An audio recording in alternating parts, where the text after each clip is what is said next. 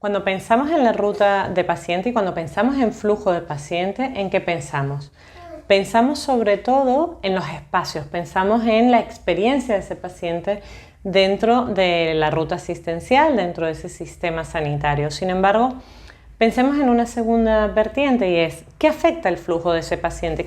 ¿Cuáles son los factores que van a afectar positiva o negativamente el paso a lo largo de cada una de las etapas de esa ruta asistencial? Aquí, ¿qué es lo que hace que haya, por ejemplo, un retraso en urgencias, ¿no? Y hablo de urgencias porque suele ser lo más común.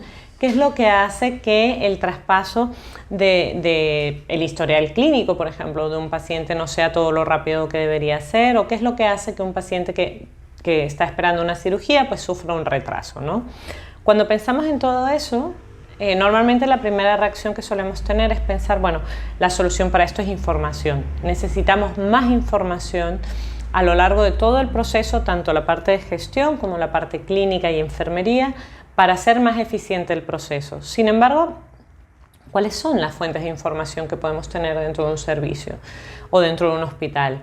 Son múltiples las fuentes de información. ¿Cómo sabemos qué información realmente es útil para tomar las decisiones que van a evitar todos los retrasos y los cuellos de botella?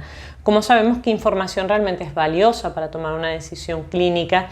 Ya no hablemos siguiendo el protocolo, que obviamente está estandarizado, sino aquellas decisiones que nos permitan adelantarnos a los momentos descritos en un protocolo, ¿no? ¿Cómo podemos asegurarnos, por ejemplo, de que los cambios que vamos a implementar desde el punto de vista de gestión van a ofrecer los resultados que estamos esperando? ¿Y cómo podemos testar cambios sin afectar la vida y la calidad del servicio clínico que estamos teniendo? Estos son retos muy importantes, muy complicados de resolver, y el primer paso suele ser mirar a nuestro alrededor en aquellos ámbitos donde nos podemos estar enfrentando a retos similares. El primero que destaca es el sistema de transporte, ya sean las estaciones de tren o los sistemas aeronáuticos, todo lo que tiene que ver con aeropuertos, tienen situaciones similares, o sea, tienen una necesidad increíble de información, pero de información necesaria, correcta. Saber exactamente qué tipo de información tienen que tener para tomar las decisiones que permiten asegurar que el flujo, ya sea de aviones, de trenes, incluso de autobuses, se va a mantener constante y va a ser eficiente. Cómo hacer lo máximo con los recursos que tienen.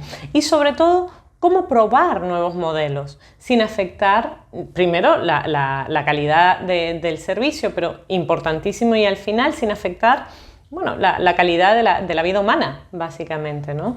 No estamos hablando de sistemas donde sea sencillo hacer una prueba, porque estamos hablando de que las vidas son las vidas lo que está en juego.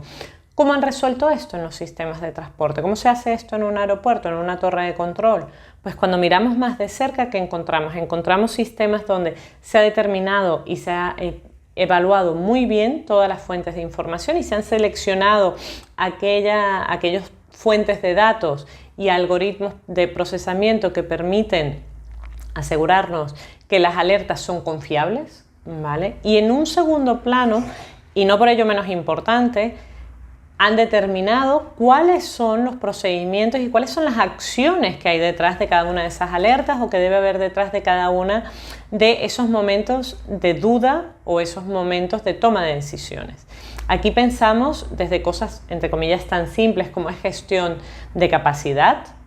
Aquí hablamos también de flujo, hablamos de potenciales retrasos. ¿Qué pasa cuando el avión de las 7 de la mañana se retrasa? ¿Cómo afecta y cómo puedes evitar los efectos negativos a lo largo de todo el día? Y una tercera vertiente, que es cuando queremos implementar un cambio, ¿cómo lo hacemos? Y para ello la mejor solución es tener un sistema de simulación, lo que llaman un digital twin, que un sistema de simulación que sea una copia exacta o casi exacta de nuestra situación actual, para poder hacer cambios, pruebas, test, y cómo poderlo y saber cuáles van a ser las implicaciones en corto, mediano y largo plazo. De esa experiencia, ¿cómo podemos extrapolarla al sistema de salud?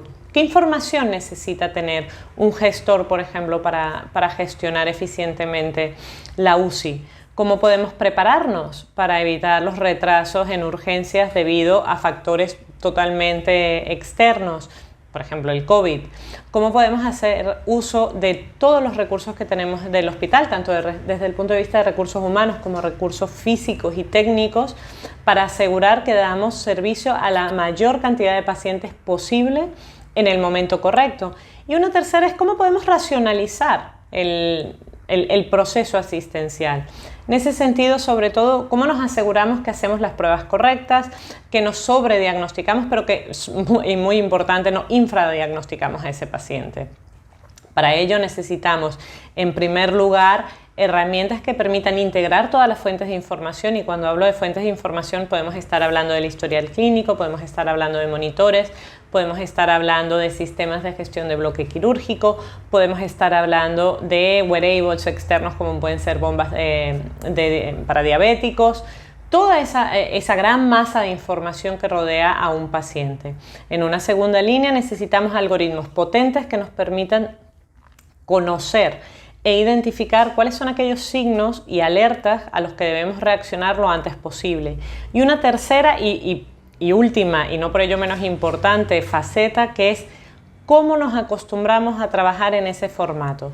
Cómo como hospital o como servicio sanitario nos preparamos para el cambio que implica trabajar con información en tiempo real constantemente. Y es un reto importante que tienen los sistemas sanitarios, pero sin duda va a ser el futuro. Lo vemos, hemos empezado a ver hospitales que trabajan con estos sistemas. Son hospitales que han puesto muchísimo esfuerzo en la gestión de cambio y que justamente creemos que será el futuro de cómo funcione la sanidad.